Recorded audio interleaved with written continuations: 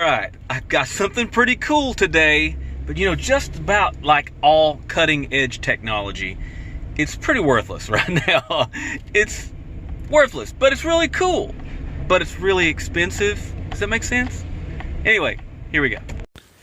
This is the QLED 8K Samsung 70-inch television.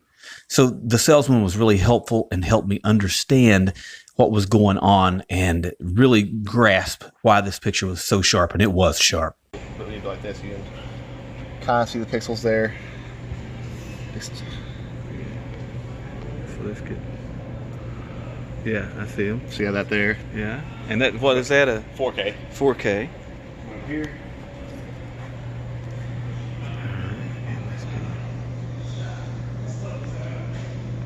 Yeah, they're at least half as small, aren't they? They are half as small.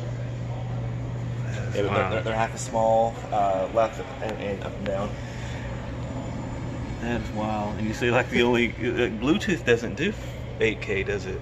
Bluetooth doesn't. Like Wi-Fi based content can, but Bluetooth itself doesn't do video anyway. Bluetooth is designed for like connecting. He wanted to use it as a selling point that the electronics were separated from the television, but to me, it's not. I know it kept the television thin. I get it. But having to have a completely separate box to use your television at all, I don't know. I'm not crazy about it, but I guess it's okay. Now, the downfall is that there is no 8K media right now unless you download it from the internet. Bluetooth 4K Ultra HD is the best you're going to get. So if you're in the market for a $7,000 television, this just might be the TV for you. You could be on the cutting edge. But the problem I see with the entire thing is that most of our entertainment wasn't even filmed in 8K. Most of the existing entertainment wasn't filmed in 8K, and the things that were are not available to the public in 8K. So even if it were filmed in 8K, you can't get it.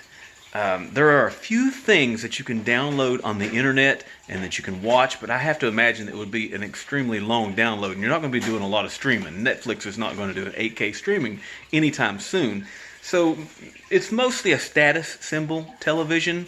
I would recommend not jumping in early to be an early adopter, because you don't know what's going to change, how things could be better, and the price is definitely going to go down by the time the media becomes mainstream for the device. So I mean, it's neat, it's a novelty, but they don't even have one in stock to sell you. They have to order it for you if you want one. So it's definitely just a hey, look what I have kind of thing.